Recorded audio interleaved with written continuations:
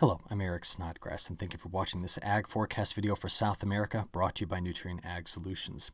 We're going to start off here with the forecast over the next week, and what we're noticing here is that in the models, we are predicting a pretty broad area over here to see largely drier than normal conditions, and kind of what I just circled there is the majority of South America's primary ag belt. Now, we had been seeing this showing up in the forecast models for a while, and yes, there has recently been quite a bit of precipitation from multiple thunderstorm complexes through parts of Argentina. We know we've seen the reports about the delays in the planting of the Safrinha crop here in parts of Brazil. So to see this going over to Drier, first thing we want to think about is there going to be any temperature stresses in addition to this? So why don't we just take a quick look here at what those temperatures are going to look like compared to normal over the next week. And we do see that the models here to the north are keeping things relatively warm, possibly anywhere from a 2 to 5 degrees Celsius bias warm over the next 7 days, while much of Argentina, Paraguay, Uruguay, southern Brazil is going to see some cooler than normal conditions. Now, as we move this forward, why don't we flip this over? And by the way, just to let you know, the GFS and the European both have a very similar story here. But let's just take this over now to the European mean, and let's flip this out into week 2. So let's go back to a 7-day precipitation anomaly figure. What I want to do is I want to slide this forward and show you how things evolve as we get into the week 2 forecast. So we'll go all the way out here to 336 hours. That would be day 14.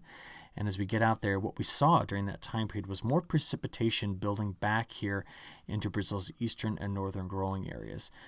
The models continue to favor a bit drier farther to the south, although as you get down here toward Buenos Aires, this area is seeing some wetter conditions in the latest forecast updates. But as we saw, there's a progression toward wetter conditions coming through Brazil's primary growing area, right in through here, which is where we're going to be watching that Safrinha crop very, very carefully. And as I start to just look at this and try to give some confidence in the forecast models, I'm going to flip over and show you the latest European model forecast of the MJO. So we're currently in phase 4 and we're moving into phase 5. And just a quick reminder, when we have phase 4 and 5 MJO, meaning it's over what we call the maritime continent area, that's like over Indonesia, where all the rising motion is there, we tend to have subsidence over South America. But as you can see, the MJO is going to go toward phase 6 and eventually toward phase 7, and it's projected to come into phase 8 and possibly sweep on around here to phase 1 and 2. I say that because La Nina has really let go of its grip of the trade winds. The MJO has been forecast to start to move like this.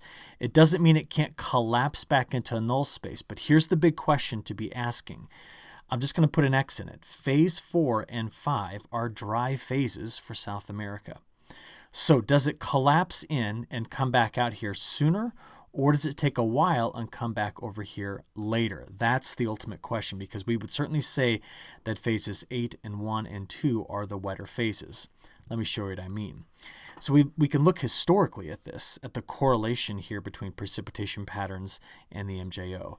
And as we discussed, phase 4, getting into phase 5, and even into phase 6 is drier to the north, where we're going to spend much of the next 7 to 10 days. But as it then sweeps around to phase 7, 8, and 1, you now see that there's more normal precip in phase 7. It tends to be wetter in phase 8 and in phase 1. Now, the longer term question is, how quickly does it come back to phases 4, 5, and 6? And that's a challenging thing to forecast because we still have yet to see if the MJO will go back into null phase first, or will it keep just its normal progression? And why this is critical is because the end of the monsoon typically is mid to late April. All right. Now let's take a look at all of this by going first over to showing you what we call velocity potential. Now, when you look at this, what we need to remember here is that these colors, let me just highlight them for you here. These colors represent rising motion, and the warmer colors represent sinking motion. So if you notice, the best rising motion currently is over phases 4 and 5 and 6, and it is sliding here toward phase 7, 8, and 1. Now, when it makes that transition, you again see that during that time period, I'll just draw an arrow straight down so you can see it, we start to get better rising motion over South America, whereas right now we have suppression in the upper level motions of the atmosphere. So this is essentially the tie between the MJO and the tropical upward and downward motion of the atmosphere. In other words, the rising and sinking motion, which ultimately determines suppression of convection or the allowance of it, another way to think about it. So this is what I'm watching most carefully. I also want to just give you a quick update here on the ocean temperature patterns. So lately we did see a little bit more cool water that emerged here, but in general we don't have much support in terms of the trade wind activity to continue to see this area, this whole region, cool back off again and stay much below average in terms of temperatures. And what I'm talking about here is La Nina overall. So let's just keep that in the back of our minds moving forward. But let's come back to the originally posed question here. When do we get back into those phases that could possibly suppress the monsoon, or does that not happen anytime soon? Now, I'll just give you one model's solution of this. It's the European model. And again, this is what we're watching right now, so we can see the drier conditions. Now, this is a 1-week sliding window of precipitation anomalies.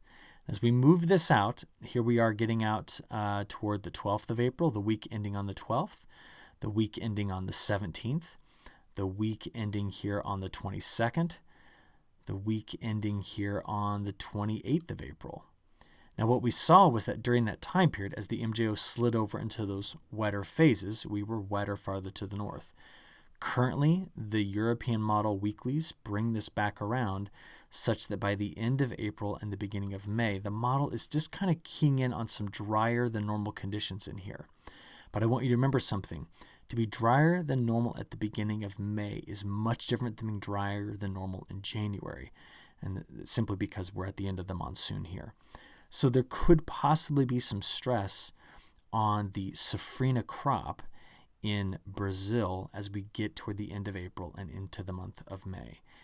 Notice too that the models are keeping things above average in terms of precip, though farther to the south, and that makes me wonder what the Antarctic oscillation would be doing at the same time as this.